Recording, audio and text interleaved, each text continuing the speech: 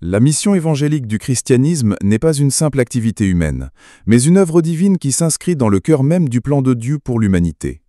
Depuis les paroles de Jésus-Christ, avant son ascension, résonne encore ce commandement.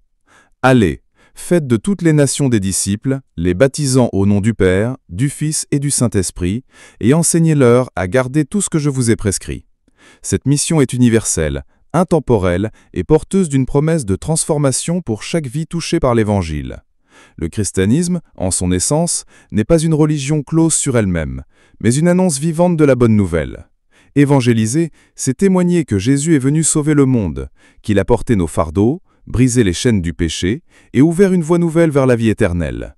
La mission évangélique ne se limite pas aux paroles, mais s'exprime aussi dans les actes, tendre la main à l'affligé, consoler les cœurs brisés, nourrir les affamés, visiter les malades et refléter l'amour du Christ dans le quotidien. Chaque croyant est appelé à être un messager. Il ne s'agit pas seulement des pasteurs, prophètes ou missionnaires de plein temps, mais de chaque disciple du Christ qui vit sa foi avec authenticité. La mission commence dans le foyer, s'étend dans le voisinage, puis se déploie dans les nations. Le témoignage personnel devient une lumière qui brille dans les ténèbres, un parfum de vie qui attire vers Dieu. La mission évangélique du christianisme est également un combat spirituel.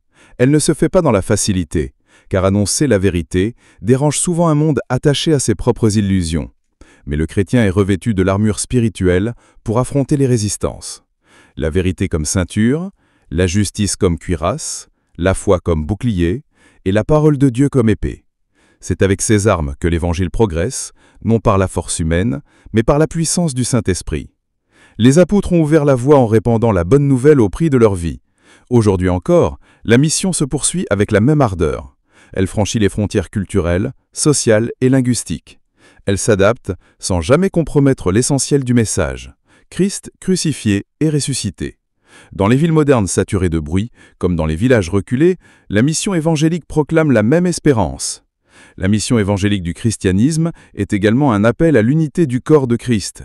Car lorsque les croyants s'unissent dans la prière, le jeûne et l'action, l'évangile rayonne davantage. Chacun apporte sa pierre à l'édifice. Certains annoncent, d'autres soutiennent par la prière, d'autres encore participent par leurs dons et leurs ressources.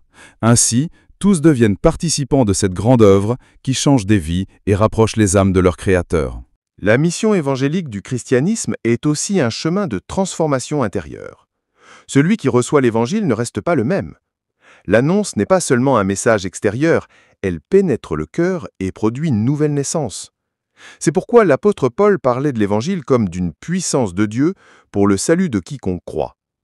Cette puissance agit dans la vie du croyant et devient un témoignage vivant que d'autres peuvent voir et entendre. Ainsi, l'évangélisation ne commence pas toujours par des paroles, mais par une vie transformée qui attire les regards et suscite des questions. Dans son essence, la mission chrétienne s'appuie sur l'amour. Jésus a résumé toute la loi en 2 commandements. Aimer Dieu de tout son cœur et aimer son prochain comme soi-même. Or, l'évangélisation n'est rien d'autre que la manifestation de cet amour. Partager la bonne nouvelle, c'est vouloir le bien de l'autre, non pas en imposant, mais en proposant la vérité qui sauve.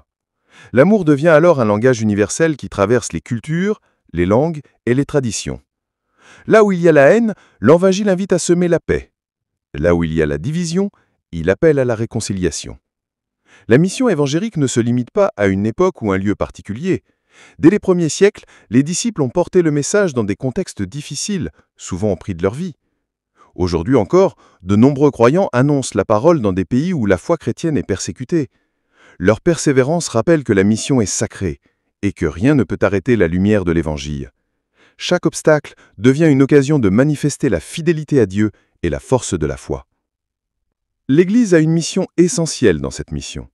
Elle est comme un corps où chaque membre a une fonction particulière. Les pasteurs, les enseignants, les missionnaires, mais aussi les fidèles dans leur quotidien participent à ce grand projet divin. L'Église devient une maison d'accueil, un lieu de formation et d'envoi. Elle nourrit les croyants par la parole et les envoie pour être témoins dans le monde. Ainsi, l'évangélisation ne commence pas toujours par des paroles, mais par une vie transformée qui attire les regards et suscite des questions.